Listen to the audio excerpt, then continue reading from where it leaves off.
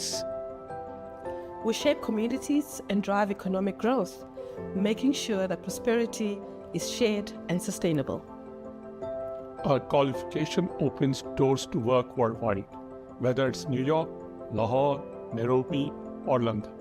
Chartered accountants are there making an impact, locally and globally. By building connections, we network across borders, sharing knowledge and expertise to solve global challenges. From local enterprises to multinational corporations, we ensure financial health and strategic success, powering economies around the world.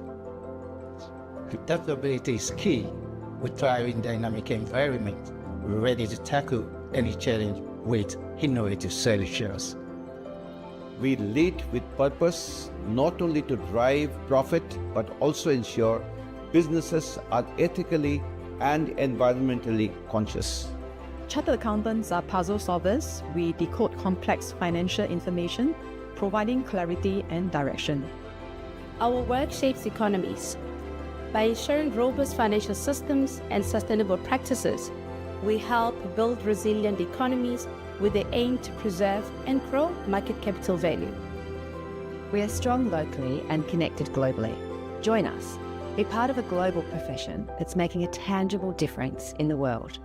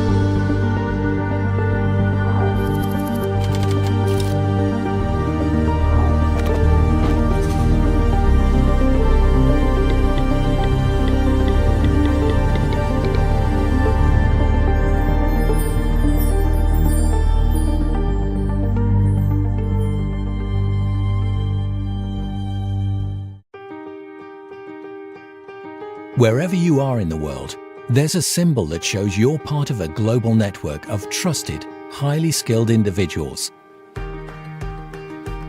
With over 750,000 chartered accountants and 1 million students in 190 countries. Research shows that if you display the Chartered Accountants Worldwide Network member logo, business leaders and clients see you as more relevant to helping them internationally. You worked hard for this respect. Display it with pride.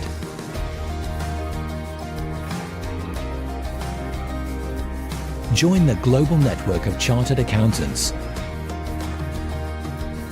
We're stronger together.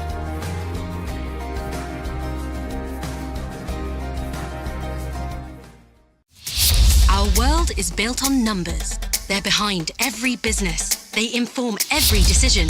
Numbers have the power to truly transform, drive ambition, and create sustainable economies. But can you see the opportunity ahead of the numbers? Do you see making a difference first and the numbers second? See progress beyond the numbers? If the answer is yes, then Chartered Accountancy could be for you. Become a Chartered Accountant. Become a difference maker.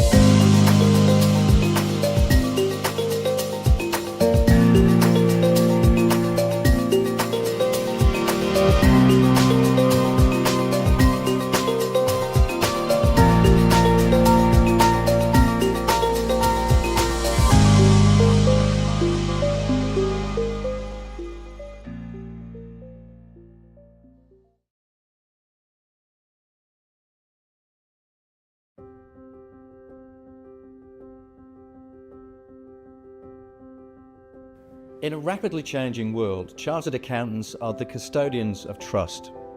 We ensure transparency and accountability, driving businesses towards a sustainable future. As chartered accountants, we play a key role in sustainability, ensuring that businesses prosper and contribute positively to our planet and people. By embracing new technology, we are leading the charge in integrating and assuring the reliability of AI, transforming how businesses operate. Ethics is our cornerstone. Chartered accountants uphold the highest standards, guiding businesses with integrity and fairness. We shape communities and drive economic growth, making sure that prosperity is shared and sustainable. Our qualification opens doors to work worldwide, whether it's New York, Lahore, Nairobi, or London. Chartered accountants are there, making an impact, locally and globally. By building connections, we network across borders, sharing knowledge and expertise to solve global challenges. From local enterprises to multinational corporations, we ensure financial health and strategic success, powering economies around the world. Adaptability is key. We thrive in dynamic environment, ready to tackle any challenge with innovative solutions. We lead with purpose, not only to drive profit, but also ensure businesses are ethically and environmentally conscious. Chartered accountants are puzzle solvers. We decode complex financial information, providing clarity and direction. Our work shapes economies. By ensuring robust financial systems and sustainable practices, we help build resilient economies with the aim to preserve and grow market capital value. We are strong locally and connected globally. Join us.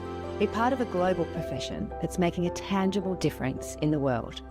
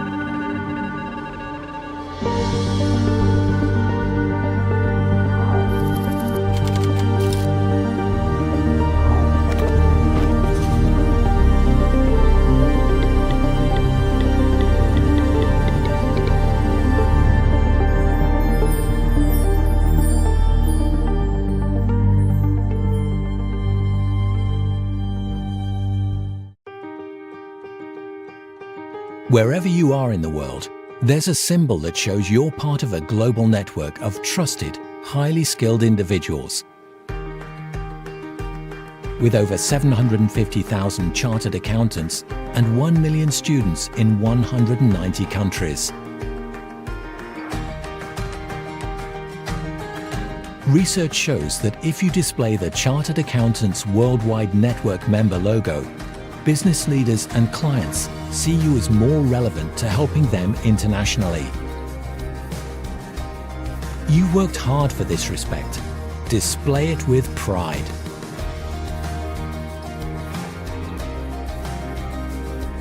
Join the global network of chartered accountants. We're stronger together.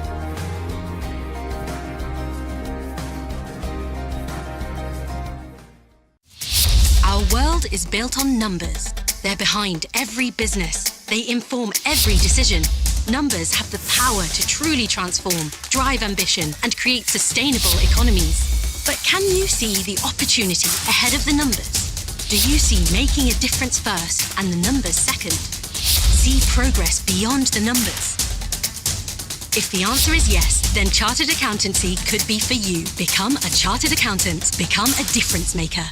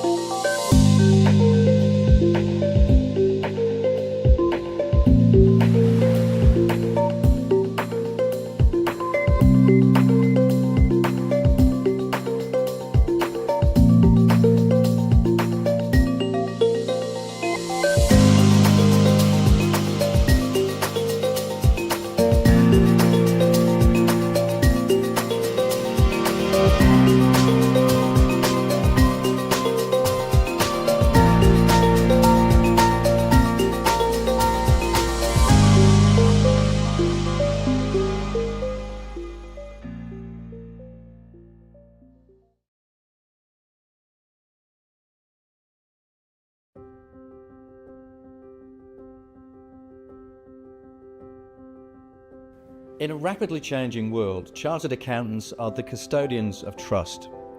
We ensure transparency and accountability, driving businesses towards a sustainable future.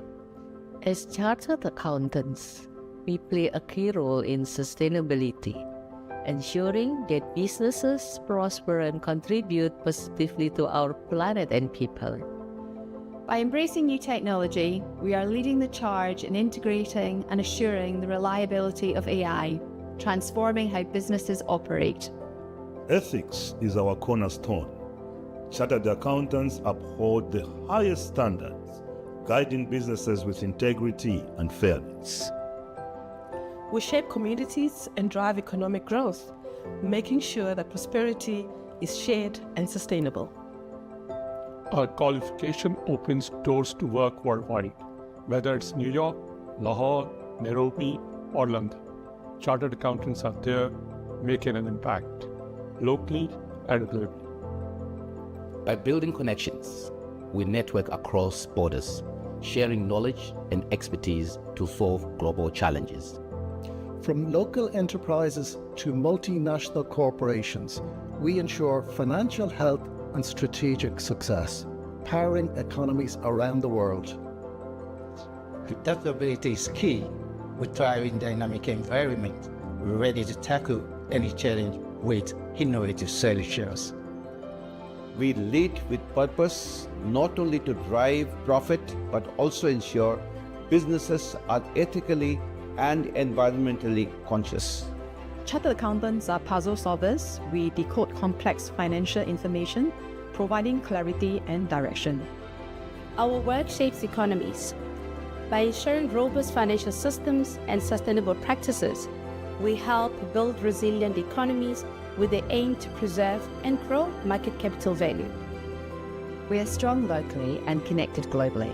Join us. Be part of a global profession that's making a tangible difference in the world.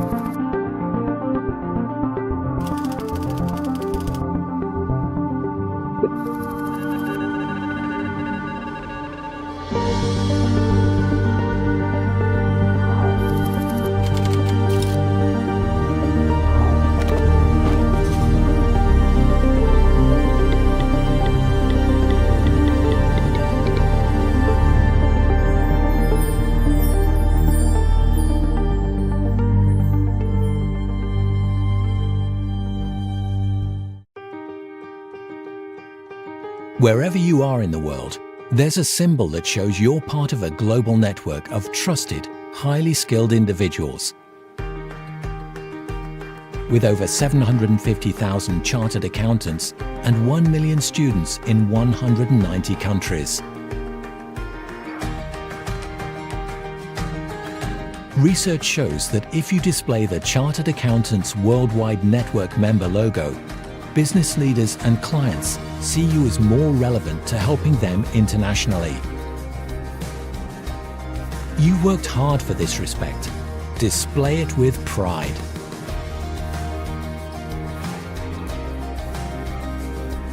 Join the global network of chartered accountants.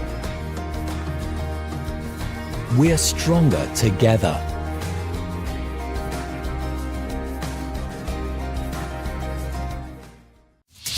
Our world is built on numbers. They're behind every business. They inform every decision. Numbers have the power to truly transform, drive ambition, create sustainable economies. But can you see the opportunity ahead of the numbers? Do you see making a difference first and the numbers second? See progress beyond the numbers? If the answer is yes, then Chartered Accountancy could be for you. Become a Chartered Accountant. Become a difference maker.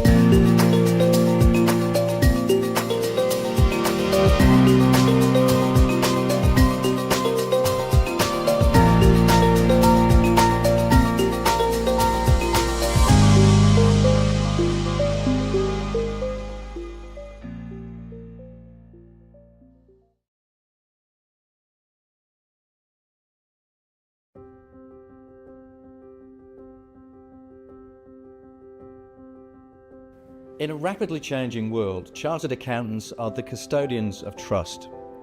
We ensure transparency and accountability, driving businesses towards a sustainable future.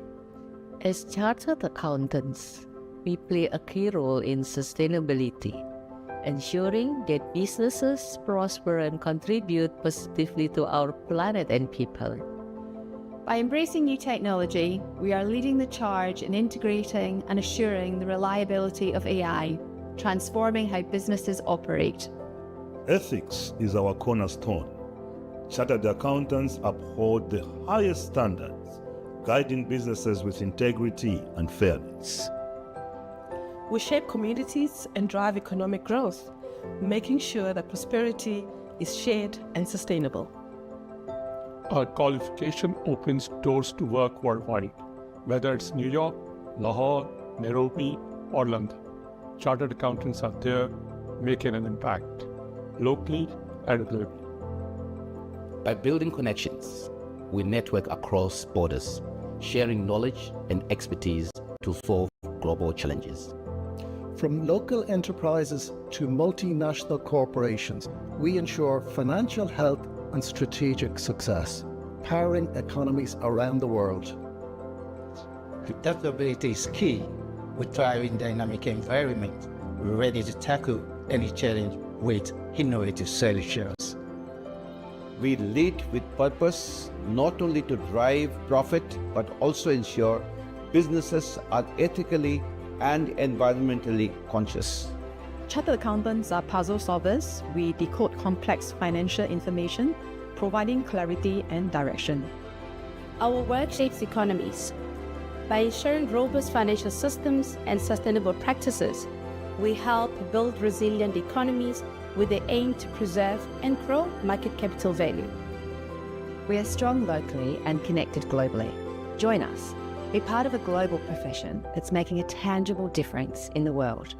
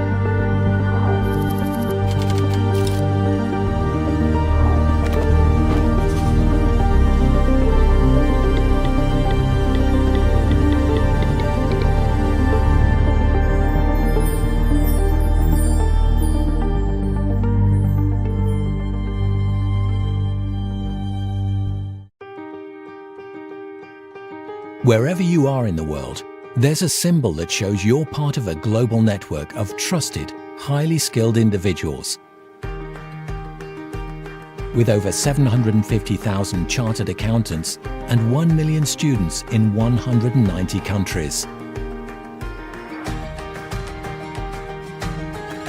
Research shows that if you display the Chartered Accountants Worldwide Network member logo, business leaders and clients see you as more relevant to helping them internationally. You worked hard for this respect. Display it with pride.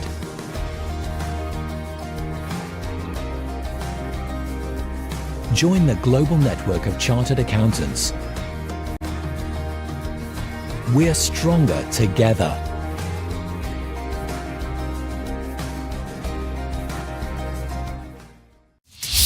Our world is built on numbers. They're behind every business. They inform every decision. Numbers have the power to truly transform, drive ambition, and create sustainable economies. But can you see the opportunity ahead of the numbers? Do you see making a difference first and the numbers second? See progress beyond the numbers? If the answer is yes, then Chartered Accountancy could be for you. Become a Chartered Accountant. Become a difference maker.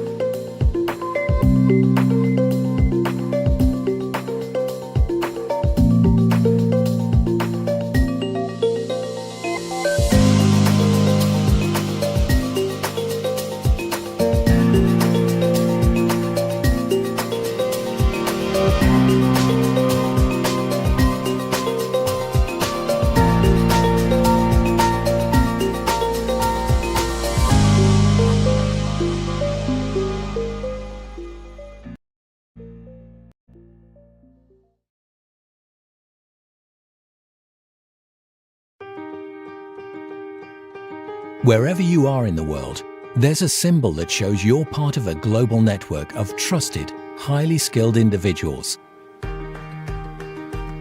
With over 750,000 chartered accountants and 1 million students in 190 countries. Research shows that if you display the Chartered Accountants Worldwide Network member logo, business leaders and clients see you as more relevant to helping them internationally. You worked hard for this respect. Display it with pride.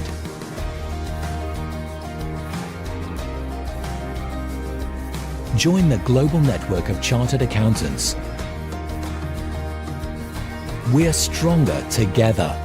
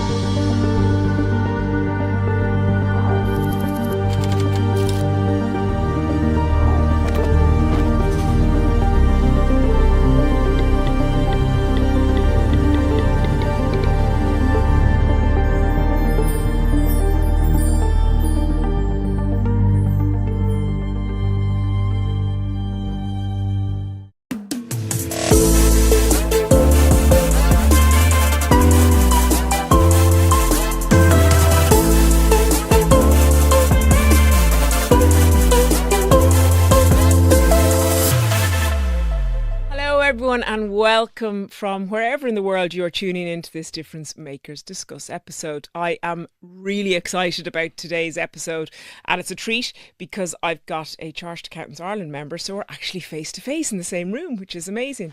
Well, I am talking today to Mark Scully. Mark is a member of Chartered Accountants Ireland. He trained in a Big Four firm, but is currently the founder of Braver. Braver is a coaching and consulting firm that specialises in the neurodiverse landscape. But I'm going to say no more. I am going to turn it over to Mark to fill in the gaps there from when you maybe thought about accounting and to where you are today. You're very welcome, Mark. So thanks a lot, Sinead. I'm absolutely delighted to be here. I suppose at the outset I should say I didn't actually train in accounting. So I actually trained in law, studied law in college, qualified as a barrister. But then I immediately pivoted and joined the tax graduate program in KPMG back in 2011 and did my 3.5-year training contract there and qualified as a chartered accountant and as a chartered tax advisor as well. Then did law for a couple of years. I joined a law firm as a tax associate, tax lawyer there, before coming back to KPMG as a manager in 2016. And then I stayed there until 2023, until I left the firm as a tax director to set up Braver. I suppose you look at that and kind of like, how did you get from there to there? And I suppose if you looked at my LinkedIn, you wouldn't see that there was anything, to know what I had a career progression, hit all my milestones as you'd expect, but that doesn't hide that I had significant struggles in the workplace. Academically, I did really well, and I think the conclusion to all this is that I'm autistic, and I was diagnosed as autistic in 2021. But academically, that didn't impact me because the academic environment, study, exams, I excelled in. But it was only when I got to the workplace and I joined KPMG and did the training contract that the areas in which I struggled really manifested. So navigating the unwritten rules of the office, navigating social relationships with my managers, with my clients.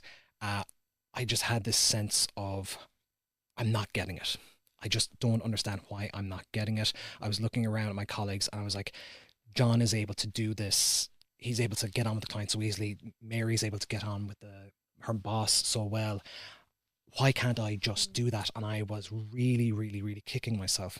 And I was relying on a lot of the coping strategies I built up over time, which was, I would say yes to everything.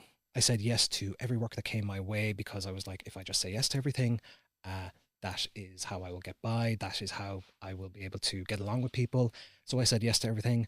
I worked longer. I worked harder. I did, because I was so afraid to let people know that I was having issues. I was struggling, and I just hid it all away until that manifested, and I ended up having to seek mental health support, and that was about 2013. Okay, so I was really, really, really struggling. That transition from an academic world to the world of work, that transition I found extremely And difficult. sorry, Mark, to interrupt there, but had you any of these, did you observe any of this in school or in college, or was it very much the work environment where it kind of became triggered? I would say is that I always had mental health difficulties growing up and with social relationships. But you have to understand, Sinead, you'll know this, a young man in Ireland having mental health difficulties was pretty par for the course. Yeah. So it wasn't seen as anything, completely out of the usual. But the thing was that I was still excelling in my exams. So I was hitting. So there was nothing wrong. Exactly. Yeah, exactly. Yeah. So it was only when I got to the world of work then that the areas in which I had issues in, those really got exposed in a big way. And that's when I really needed to go out and seek help. So I got mental health support, and I have to say, that helped me out massively. And was that in the firm? That was external at the time. Okay. Yeah. But that introduced me to, asking for help for your mental health, and I became a huge mental health advocate after that. Okay. That is so important. And I think when we talk about neurodiversity, you can't talk about neurodiversity without talking about mental health. They are inextricably linked. Okay. So that was fine. I left the firm, and then I came back in as a manager. And again, that was also a massive transition. Okay. And I think this is something that doesn't get talked about in the profession, whether you're in the professional services. That transition to manager is such a massive jump. Okay. And I don't know to what extent we are equipping our people to take that jump and to be effective managers. But I found that extremely difficult. Again, went through a period of working longer, working harder, and I eventually burnt out. Now, at this point, the firm did get me help. They referred me on to the EAP, which I found to be Employee Assistance Program, which again, I was able to use confidential service, got counseling there, and I also got coaching. So they arranged a coach for me. And it was in the context of the counseling that the counselor said to me after a number of sessions, "Has anyone mentioned autism to you?" And I was kind of taken aback, and I said, "No." Yeah. Why would anyone say autism to me? I know what autism looks like, and I can't be autistic. And he said, "No, look, we did a kind of short screener tool, indicated it was something that you may want to look into further." So I did look into it further. And I was taken aback. I was like, wow, this explains so much about the issues I've been facing. Mm-hmm. And I went off anyway, and I got a professional assessment, and I was diagnosed as autistic back in 2021. And I have to say that just changed everything for me. Okay, there is loads I want to ask, so I'm going to hang on, put things into compartments so I don't forget. I want to come back to the manager piece because I think that's really critical for the profession. But I want to dig into the diagnosis. So you say it changed everything for you. How? I mean, did it permit you to become comfortable with yourself? Did it permit others to, or not permit, did it mean that others treated you differently? And would that have been a good or a bad thing? The biggest change was certainly within myself. Okay. And I think, so what happens when you get a diagnosis, whether it's autism or ADHD, or then this particularly a point for late diagnosed people, it just allowed me to reframe my experiences in the past and to adopt a kind of a more compassionate stance for myself going forward. I had kicked the crap out of myself for not being as good as everyone else because I said there's something wrong with me, and the narrative I had built up was I'm just ill-disciplined, I'm just not working hard enough, I just need to work longer and harder, and then I can be as good as everyone else. I was able to finally say, it's not because of that. It's actually just because I'm different. And yeah, there's some areas I need a bit of help in, and it's okay to ask for that help. And I finally gave myself that permission and the compassion to stop, beating myself down.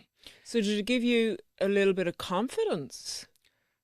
I would say no, the compassion it gave myself. The confidence then came from the coaching, and there was kind of two parallel tracks. Okay. And dealing with the coaching then, I was finally able to understand, wow, all of these negative coping strategies that I built up over time, understanding now in the context of I was autistic. For instance, they're saying yes to everyone. My default when dealing with people was I don't understand what they want from me. I'm not reading the social cues. I'm not understanding the underlying social context in which the situation arises, or the social context in which we're operating within the workplace environment. What's the safest default here? Just say yes to everything. Okay. Yeah. And then work it out in your own time, and then how the hell to do it. Exactly. Yeah. And that meant, I was burning myself out. I was putting everyone else before myself. And it was through the coaching then I was actually able to say, no, I need to actually figure out what's sustainable for me in the long term. And learning to say no actually was one of the biggest lessons I ever learned. And saying it not in an obstructive way, but in a way of, we need to find a sustainable way of moving forward here. I also learned how to say I don't know, because I had a fear of not knowing the answer, how that would look to other people, because I thought the expectations upon me that I inferred in my mind were totally different to what the real expectations were of me from the firm and from my colleagues and from my bosses.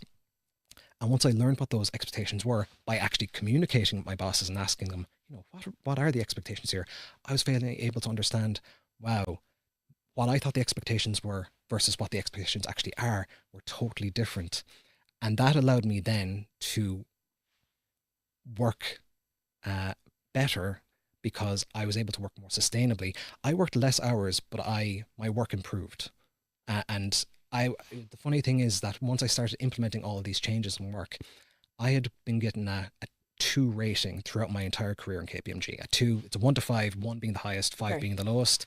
And I got a 2 throughout my career.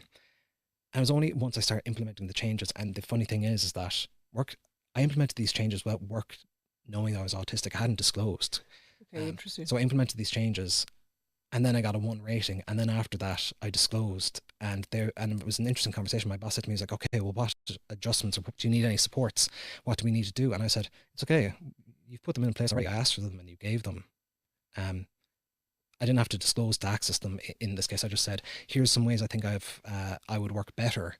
Would you guys be willing to do that? And they very much said, if you think it's going to make you work better and it's going to make you more productive, absolutely go for it.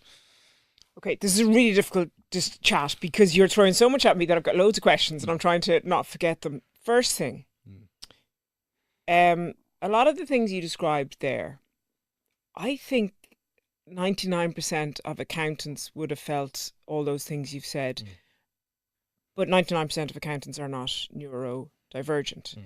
So really a lot of things you've said there, I think apply to the entire population. Yeah.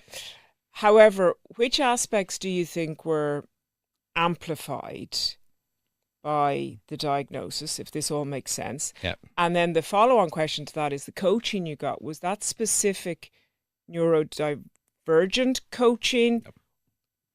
Which then leads me on to my third question of why have you set up Braver?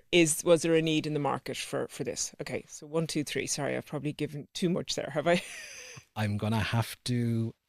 I've lost you. I've forgotten what number 1 is. No, number 1 was that a lot of things you discussed or highlighted there. Yeah. I think the majority of trainee accountants or managers or anyone in professional services firms may have experienced. Yep. And the coping mechanisms that you dealt with, I'm going to challenge you. Yeah. Are they specific to a neurodivergent person? No, in no way, shape or form. And I think this is something now that I've noticed in the narrative when you look at the commentary on neurodiversity online, the discourse about neurodiversity online. Neurodivergent people are people. It's not a monolith. Every neurodivergent person is different from every other neurodivergent person. Ergo, every person is different from every other person. Yeah. There is no experience that is wholly unique to neurodivergent people. For instance, the topic of masking. Masking is the concept of, a neurodivergent person masking their neurodivergent traits in order to, quote unquote, appear normal, to fit in the office.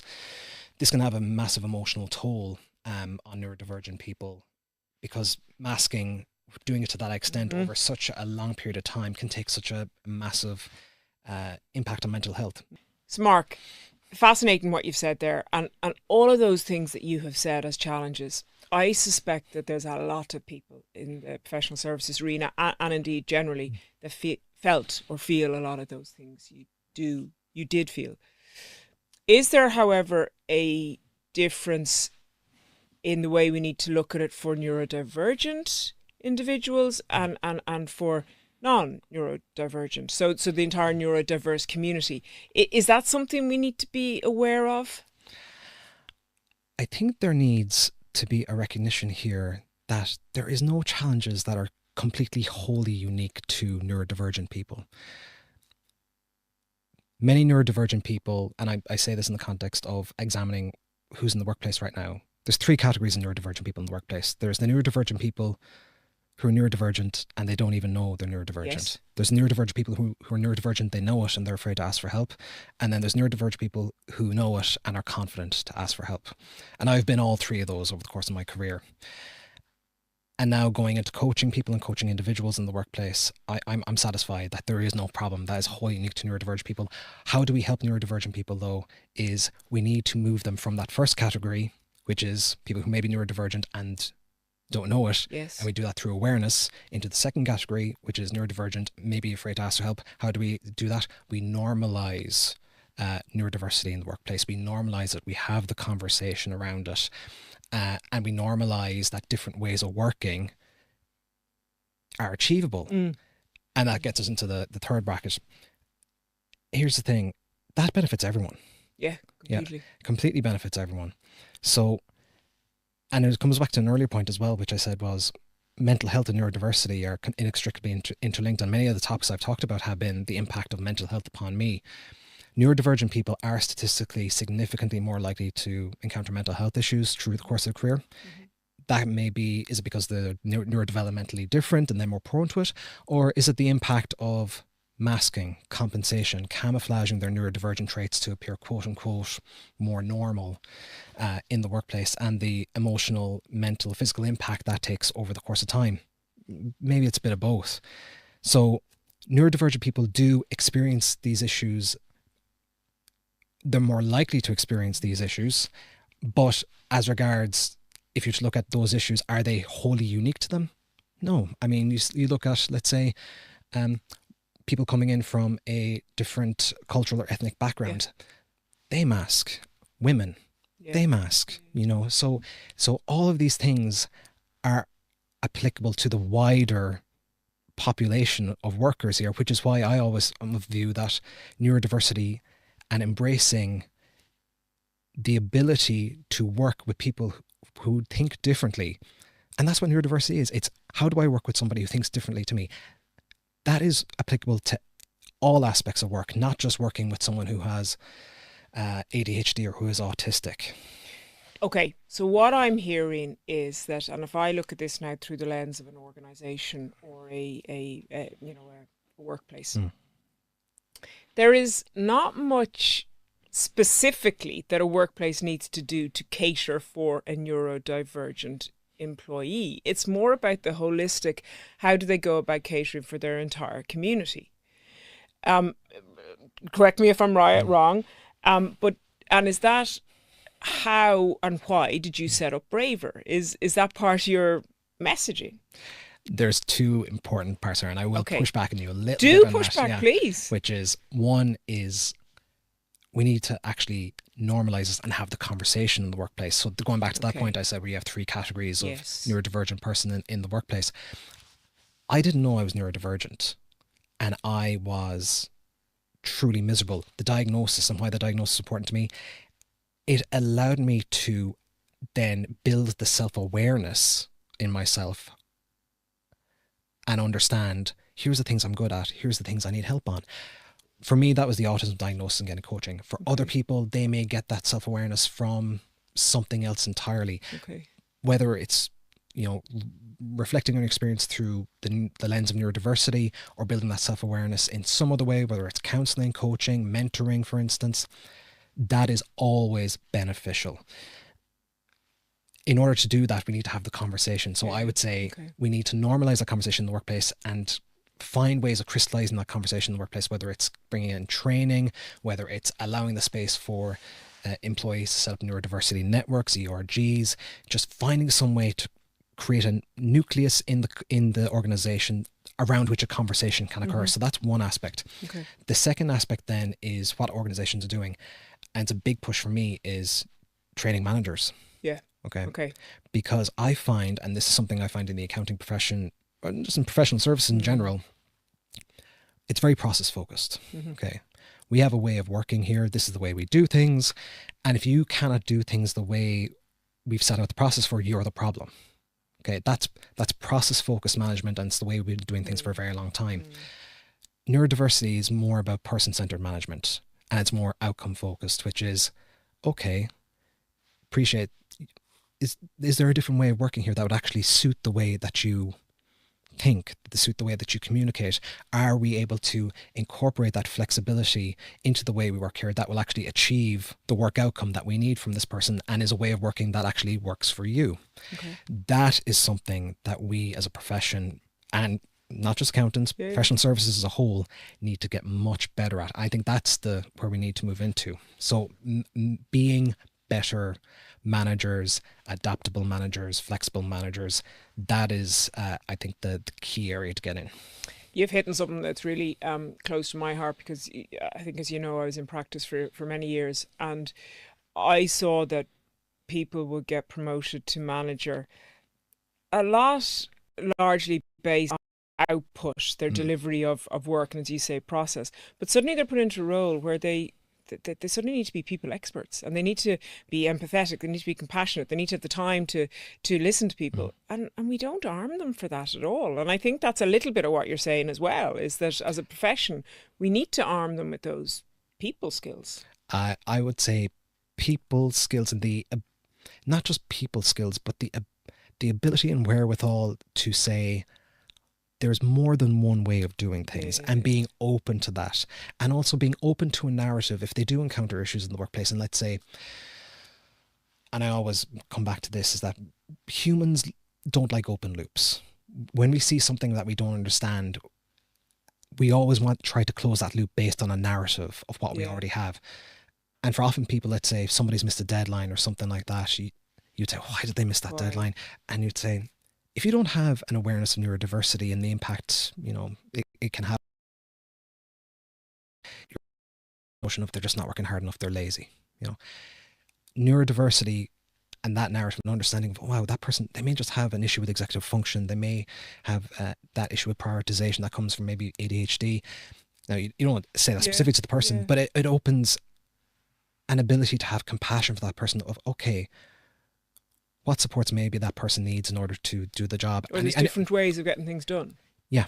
And it's what supports me that person needs. And it's, you're going to the conversation from a place of compassion rather than from a place of blame and frustration, which can, if you're going to conversations like that, and I see this in coaching all the time, it completely sets a tone for that relationship that can lead into a vicious cycle of blame on one side, blame on the other, and resentment, and you end up damaging that relationship.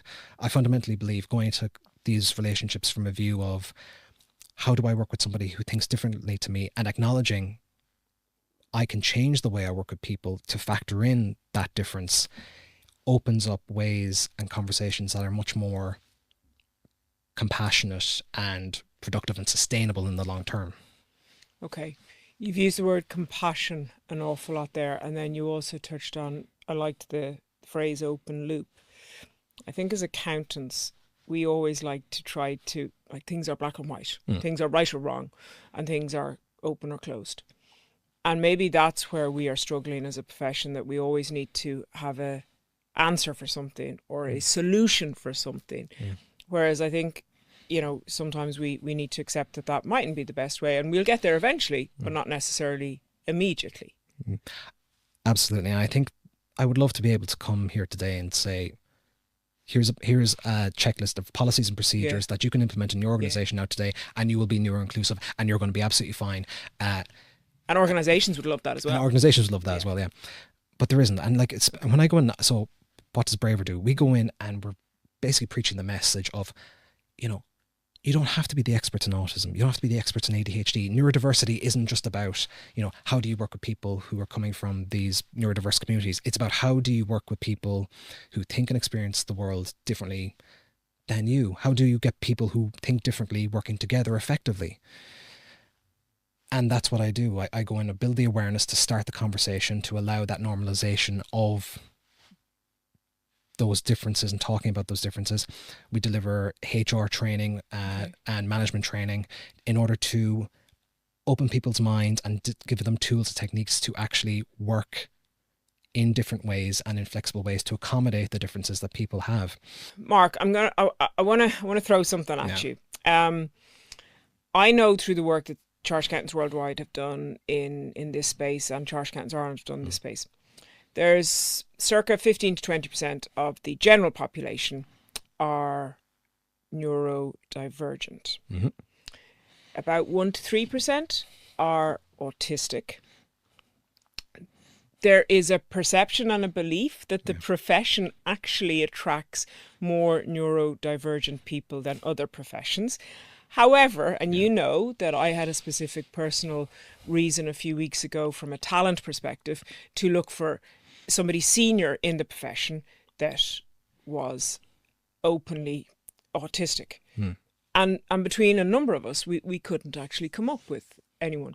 Is there an issue in the profession that we're not open to this? Is there something we need to do differently? I think there is an issue in business more generally, and this is the question that's come up time and again from other business leaders saying, do you know of anyone, or how do we get senior leadership to openly acknowledge they are neurodivergent? And there's still such a fear and stigma out there, and it's very difficult. And I think what you have to do is you just have to keep the conversation going, the kind of bottom up and top down. So there's a groundswell of people within organizations who are trying to make this happen. You have graduates coming through, students, and the people coming into the profession now. They're much more open to conversations around neurodiversity just because it's been normalized now from a younger age. Yeah. So that pressure is coming up from the bottom. From the top, then all you can do is you can just keep asking. And I would just say this to anyone out there who may be a senior leader who's neurodivergent and says, oh, if I said something, would it really make a difference? It makes a huge difference. I listened to a webinar back in, I think it was 2022. I hadn't openly disclosed to anyone that I was autistic or anyone beyond a very, very, very close circle, because I was afraid of the reaction I get. I was afraid they won't believe me, or maybe they will believe me, they'll think I'm incompetent. And I also just couldn't relate to people out there. I couldn't relate to I couldn't see anyone in the professional space in Ireland that I could really relate and say, okay, they're like me. And a senior lawyer in a law firm in Ireland came out and she said she was autistic and she was successful and she had married and she had kids. And I was like, oh my God, there's someone I can relate to. I was like, and it validated my experience so much, and I finally felt more comfortable to be more open. So that had such a huge impact on me, and really, bar that happening, I don't know if Braver would have happened. So, you know, for me to be comfortable to say this out loud. So if you are a senior leader out there and you're wondering, and you don't have to, you don't owe anything to anybody, but if it is something you're thinking, will this help? It absolutely will help. It will help so many people out there for you to, you know, tell people your experience, I think, because there are people out there watching who will get such comfort in that and understanding and say, I can relate to that person, that I can be that person someday. I can be a neurodivergent leader within the professional community, the business community, the accounting profession. So it's a bit of a call to action. If you are a senior leader and you think it would help, I'm letting you know it absolutely would help. Okay, I think that's a superb message, and I completely endorse that.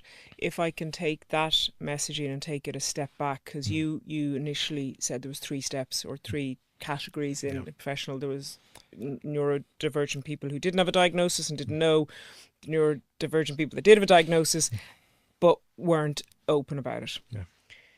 You're talking about people who maybe have the diagnosis and try to be transparent about that diagnosis.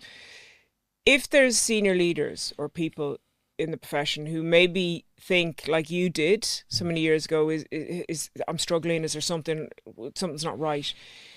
The message is that the diagnosis helped you personally. So, because a lot of people might be thinking, why would I bother? Why would I bother going to get a diagnosis at this stage in my career or life? I have to say, I'm not here to tell people that you absolutely have to get a diagnosis. Okay. The diagnosis helped me because it allowed me to reframe my experience and have that compassion for myself. It opened the door to, neurodiversity and looking into, there's neuroaffirmative and neuroinclusive ways of working. It gave me self-awareness, self-compassion, and a framework by which I can then explore ways of personal development, professional development. So if you or self-identify as neurodivergent, and that gives you what you need in order to, go on that path to betterment and, personally, professionally, whatever the case may be, go for it. Fill your boots. That's it. I'm not here to tell people that you absolutely have to go off and get a diagnosis. I am here to let people know that whatever allows you to understand yourself better, understand your strengths, understand the areas in which you have challenge, understand that it's okay to ask for help. That's what I'm advocating. And whether that's through neurodiversity, whether it's coaching, counseling, mentoring, talking with friends, family, just meditation, whatever gets you to that space, that I think is important. That's the key message, okay? This neurodiversity helped me, and neuroinclusion and the diagnosis helped me to get to that space. It may help others, but whatever helps you is personal to you, and just go find it.